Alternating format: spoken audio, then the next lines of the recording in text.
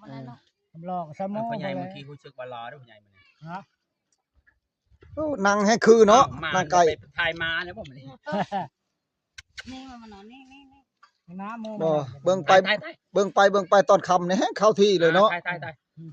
ให้คือตู่ สบายดีพ่อใหญ่สบายดี สบายดี สบายดี ว่ามื้อนี้คือนางไก่คือว่านางเอกกับพระเอก ว้าย นางเอกกับพระเอกได้สุดยอดกันโน่น มื้อนี้คือจะไปบอกผู้ชาวจะไปอัตตปือว่าพ่อใหญ่ มาบอก ไปทำงานแล้วเนาะ หาก็ทำกินข้าว ผู้ชาวอภัยให้อยู่บ่ เพื่อก็ว่ากินกามแล้วก่อนว่าเนาะ เพิ่นจะไปงามยังเพิ่นจะไปเนาะ ชวน ไป ไป หา นำ เงิน ชวนไปนำผมพูดเลย ช่องเดือนจังมาทีนึง บ่หาเงินบ่ได้นี่แล้วบ่ได้เมียแล้วเนาะตู่ คือบ่เฮิงแท้ เช็ดเฮ็ดแนวใดบาทนี่ เราบ่ได้เงินหันคือว่าเด้อละตู่อันค่อยตีเลย เช็ดบาทนี่เอ้ยเหี่ยวเฮาสิตีแล้วบาทนี่ตู่เอ้ยคันบ่ได้เงิน เอาไป นี่ จั เช็ ง ด เตะ ได้ เอาไปจังเตะ เอามือนี่แหละเนาะ ทีเด้อบาทนี่ ขอดก็ยัดปากลงมา เอามือบ่ยันบ่า เอาไมคอนตีเอามือตีบ่เจ็บดอกเนาะใหญ่เนาะแฮงม้วนเนาะ ให้หม มื ด อตีเนาะ ตีนี่บ่ได้หยังตู่หันได้ขาดสิเวลาเด้อ ถ้าเสียเวลาแม่นบ่ สิเวลาเลยเนาะ โดย สิเวลาไป ก็ขอเบอร์ชาวมอดิเวลาจะคุยกับผู้สาวเอาเบอร์โทร สโมขอเบอร์หันเวลา คุย ตู้ไพ่สิโทรมาหันบ่มีเบอร์จ้า มีเต้นได้เพศมา เคยเบอร์มันก็มีหลายๆ ไม่ มา ต้ ถึ อง ง ใช่เบอร์โทรเป็นไป ต้อ ตาง ม มา การ ใช้แล้ว ลองกิน ใช่นะมึงเอ้ยเราโทรมา ไม่ไรสะ โอ้ เช้าว่าคำบ่ได้นี่ตีโลด บ่ได้เงินเพิ่นไปตีหรือบ่ บ่ ตีก็หับปั๊บแล้วแหละมือเจ้ามันนังมวยนะเนาะใหญ่ ดีนะ ป้า ครับ พยานนะเอาไปแล้วมีเงิน พยานบ่ แต่ว่าค่าดองแล้วยังบ่ฮู้เนาะตู่เนาะจักเพิ่นสิเอาเท่าไหร่ จะรอได้อยู่ว่า2เดือนเนาะแค่2เดือนซื่อๆเนาะบ่ได้เฮิงได้2เดือนเนาะบ่ใหญ่ เอิงไปช่าง แป๊บหนึ่งเนาะบัดว่า มาเป่ากันคือว่าน่าเอาเด้ เฮ็ดได้หลาย เอาตีโลด ตีโลด เอามาปากนะจับมาตีเอาถู โอ้โหบ่ปาก คันอยากได้แล้วมาคอโลดเอา ผู้ชาวโสดมาเยี่ยมคนเนาะนั่น บ่ขอโลดแม่นบ่คันบ่ขอแล้วบ่ได้เด้เนาะต้องขออย่างเดียว คออย่างเดียว โอ้ยโตทุกคนเด้อ เอากันขอกันได้ คำก็จะตู้เด้อมาแคนแล้ว คำลายไปได้คำหั่น ช่องลึง ช่องสลึงโอ้ก็บ่หลายตู้ช่องสลึง บาท เจ็บๆนะมัน ธรรมดาช่องสลึงนั่นก็เรียกว่า เอาแพงเอาทีนี้เนาะ เงินได้เอ้ยกะเท่าไหร่เงินหา จะหาล้านนะพ่อ โอ้25ล้านควายตัวหนึงกินควายบ่ได้เนาะ ควาย เปลี่ยนงัวก็บ่ได้บ่ งัวก็ตั้งหากควายเป็นงัวตายนะ งัวตาย ควายเป็นควาย ตาย ได้จังหวะ เป็นบ่ควาย เป็น ได้จังหวะจังฉันควายเป็นงัวตาย แม่นเอาควายตาย แทกนะแทกงัวไม่ได้ตาย เขาว่าหันงัวเป็นควายตาย มีงัวตัวหนึงอีกบ่ โดย ควายตัวหนึง โดย ง้อขาหัว ชามโตไม่ได้งัวนะ งัว3ตัว โดย งัวเป็นบ่3ตัวฮะ งัวเป็นมันละจุงมัน โอ้ หับได้บ่พ่อใหญ่ ตั้งว่าแล้วแบบ ฮีดได้นี่ฮีด ตามฮีดมันบ่น้อยกันน้อยก็บ่เป็นหยังซำใดซำหนึง แม่นี่ โอ้ ว่าจะชื่อบ่จ้า พัง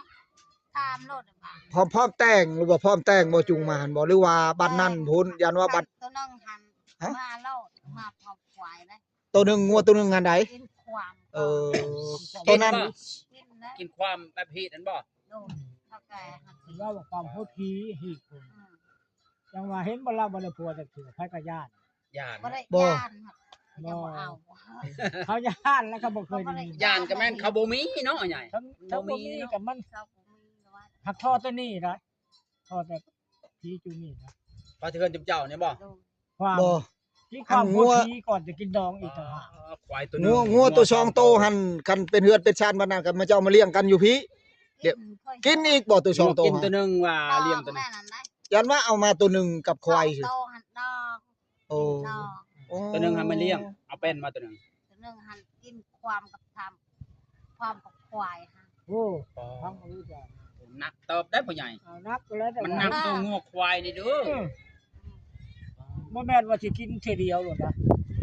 บ่งัวกับซ้ำใดซ้ำหนึ่งนี่ก็ ก็จะได้แล้วตกควาย ประมาณเบิ่งโต 5-6,000งัวกูมือ3โตก็15ควายอีกควายก็โต11,000 12,000นี่ก็ห้อย ความหัวพีนี่นะ เออ ยังบ่ได้แต่ง ตู้เฮานี่สิรับได้บ่ตู้เฮานี่บ่ แท้พ่อใหญ่ จังว่าเลยครับ ค้ำก็เบาอยู่ เปล่าเด้อมีตัวสัตว์นึงแต่3-4ตัวพุ่น อืม งัว3บ่อย่าบอกควายตัวหนึงเป็น4 อืมตามฮีตเนาะคือกันหมดบ่หมดบ้าน นี่จะเทวดาของแม่ ว่าแต่ฮีดละ ที่จะคอยเองหันเพื่อนจะคอยเองหัน ก็แต่เฮือนพระเจ้าแล้วในบ้าน โอ้ กันเพื่อนผู้อื่นบ่จัก พอแล้ว บัดคอทำอิฐนี่เฮ็ดอันใดคอทำอิฐนี่เฉพาะ ใกล้มาความหัวพีแล้วเลย ความพี่เนาะ บ่ได้กินบ่หมูบ่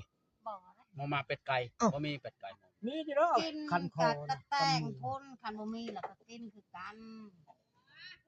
ยันว่ากินหมูก่อนบ่ได้เนาะคอนี่เนาะโอ้ แม่นแล้วกินมือคอนาน กินธรรมดานี่แหละเขาให้ขาเนาะ ทำบ่ได้ สมือคอนี่เอาควายมาแล้วบ่มึกมาคอเออ คนอย่างนี้อยู่พระเจ้า คันบ่ได้ควายเอางัวเปลี่ยนบ่ได้บ่ บ่ได้ ยังบ่ได้กินดองเลยควายความหัวพีนะ โอ้ แต่งดองกินสิก่อนจะแล่แต่งจะเอาตัวใหม่มาอีก อันนั้นอีแพท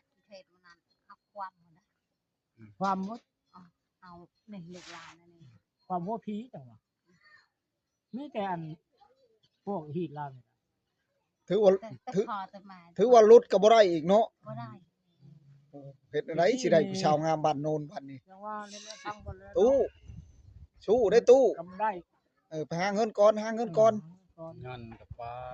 โอ้หนั เกิ ก น เติบ นักได้นักได้ โอ้ ยั นั น ก พ่อใหญ่แบกหาบบ่ไหวอยู่เด้อ คนเท่านี่เนาะ เออ หามนัก บ่ คนฮะ บัดเอ้ยเฮาปัดผู้สาวปัดหมักเนาะพอตู้เช็ดอะไรบาทนี่เออ เช้าแล้วออก เออ เอาคนละครึ่งบ่ คนละคน เอา เนาะ ช้างออกน้องชายบ่มีผู้ชาย ไม่ ออก ได้งัว กะ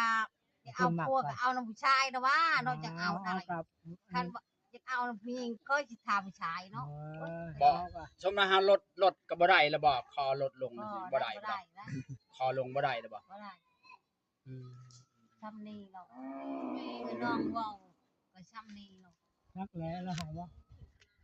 จะว่าโลดบ่เชื่อเขาข่อยนะจะว่าโลด โอ้หนัก ได้ เติบ ยินอยู่ว่าความหัวผีในตัวนึง บ้านอันกับพวกกับน้องที่ข่อยบ้านนั้นเคียนก็คือกันนะ โอ้คือกันยังหมดแม่นบ่ การกันเข้าทีละกัน โอ้ถือว่า พอแล้วใกล้สีดองแล้วเอามาความโนดตัวหนึ่งจะแกงดองได้แกงดองทำไมอีก แต่งดองเอาตัวใหม่อีก ตัวใหม่อีก ชอบเอา โอ้ คือความหัวผีอันนี้เขาเจ้าว่า บ้าน ผมเคยได้ยินทอดได้ยินบ้านเพื่อนนี่นะ บ่เคยได้ยินเลยตู่หาการได้ยินเพิ่นเว้านี่แหละ ว่าความหัวผีชัดกับบ่ได้ก่อนจะได้กินดองนี่กินความหัวผีก่อนเดือนหนึ่งสองเดือน บ้าน เดียว พลอมนั่นก็ความไม่ได้พวกเอาบ้านพลอมได้เอาในโพได้ โอ้ นั่นเด้ ว่า จันทรีนะ โอ้ มันก็น้องจังว่า แล้วพ่อใหญ่เฮ็ดได้บัดนี้ เห็นอะไรเนาะพี่เบิ่งนี่เลย ต้องไปหาเงินก่อนเนาะตู่เฮ็ดจังไดกันดนก็ต้องให้ทาแม่นบ่ ยกบ่ขึ้นก็คือว่าแล้วเนาะ เออ สิได้ลาแล้วเนาะพ่อใหญ่เขาว่าได้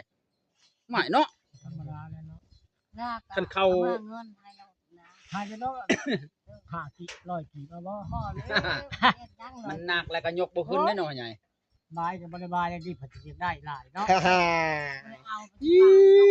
ไปมาขอบเอาได้ที่บ่ได้นะคัดคอแล้วเอาได้ นักแหละจะบ่ได้พัวน้ำหมูอันนั้นแล้วจะพอบ่ได้พัวน้ำหมูเนาะ ใช่แล้วว่า ฮะ บ่ได้แล้ว ว้าทุกคนเลยบ่ได้แหละเนาะ บ่ได้มักกับเจ้าแล้วว่ามักเจ้าบ่ได้มักคนอื่น นักแหละนักความรู้นครแล้วเนาะ เออแนวมันแหละคนมัก ควาย กัน ความหัวผีจะเคยได้ยินมีแต่ฮีดเท่า แล้วตัวนี้ตัวนี้ก็ได้จะเล็กเต้นตัวงัวตัวนั้นเนาะรถเต้นจำนวน เขาบ่ได้ญาติทำนี่ฮะเจ้าและญาติ เฮ็ดบาทนี่ มันบ่มีบ่แม่นญาติไม่ได้พ่อใหญ่ บ่ได้ย่านไปนี่ มันบ่มี ยิง ให้ท่านจักยานเว้นจักยานนี่ อันนี้แล้วจังจะ แต่ผัวป้ามันจังบ่ได้ผัวน้ำหมูไปก็มันบ่เคยได้ยินนะความผัวผีเอาควายมาให้รถตัวนึงแต่งดองอีกนั่นแหละนี่แล้วว่าปิด เอ้ย ยาแล้วเนาะเอาเที่ยมาเดี๋ยวนี้สิไปใส่เนาะ กินน้ำนมหมก ใช้ขนมหมกจะบ่มีว่ามันจะไว้ให้พ่อใหญ่ว่า บ่มีแล้วหาบ่ได้ โอ้ยพ่อใหญ่ว่าจะมากินขนมเจ้า ไป เฮ็ด นั่งในเฮือนมาหันไปหันมาปุ๊บโรยไปนั่นปุ๊บไปใส่เฮือน เลยเป็นไปทางกระดักก็ดี วานนี่ปุ๊บไป คือบ่เลยมาเฮือนข่อยแน่บ่นะพ่อใหญ่ พยายามคนโชว์เฮือนนั้นอีก สิเลยไปสิบ่ไล่ก็บ่เห็นไปจักที อันนั้นก็ให้กระบาดไปแล้วก็ชกชานนะ กระบ้า จนออกน้ำตาย าแล้วเจ้าเนาะก็ ห้ ห้ อ อมมือ งนี่ โซนก็ฮอดลอยมันก็ เปิด บ่ เด้อ โซ เปิด น เด้อโสดสาวโสดสาวโสด อืม อืม โสดหอดลอยบ่เจ้า โซน กายร้อย ก็ไม่ได้โซนดีฮะ โซน โซน เล ครึ่งหนึ ย ง เปล่า โซ ไป น โล ค ด รึ่งหนึ นี่ งเนาะ บ่กายไหนจนบ่มีผู้หนึง โสดหมดได้มันว่านะ จนบ่มีผู้หนึงเข้า อืม จักได้คามันนี่ โสดหมดโสดหมด โซนหมดแล้วยังเหลือที่บ่โซน โสด ใจ โซน ร้อ หม ย ด สิ นั่นน่ะโซนหมดแล้วเหลือแต่ อะไรอันสนใจก็ทักมาโลด โอ้ยให้ให้เห็นนี่กว่าบังเมียนแล้วก็แล้วแล้วกดจะไปกดบังเมียนทางนั้นเคยสิไปเห็น พี่น้ำพี่น้ำ เออ นี่มาเป็น เออฉันตัว โง่นี่มันนักไก่นี่ ผู้สาวนี่ก็ดี ที่แหละ เจ้าร้ายได้ร้ายแนะนำมัน อืม ไว้โง่นี่มันนัก พลั เบาง หมักไปบ่ได้เขา นี่นะครับต้มน้ำไม้ สิ น่ะ โทรศั ต้ พ ม ท์ หน่อไม้จังหน่อย กินก็จะมาต้มน้ำไม้ว้าวว่าไงกิน บ่าวโสดผู้บ่าวโสดผู้บ่าวโสด ว้าวไปนี่แหละเนาะ ว้าวอยู่นี่นะว้าว สาวโสดเด้อสาวโสดเด้อ บ้านนี่ อืม ใครสนใจก็ทัก สาวบ้านโนนนาดีบ้านโนนนาดีฟังลาวฟังลาวสาวสวรรณเขต ก็เท่านั้นชื่อเลขชื่อเลขอะไรได้หมดนะ ขาย ห้านเท่าอันนั้นเท่าเงิน แล้วถึกเลขเอาเลขมาใกล้ๆ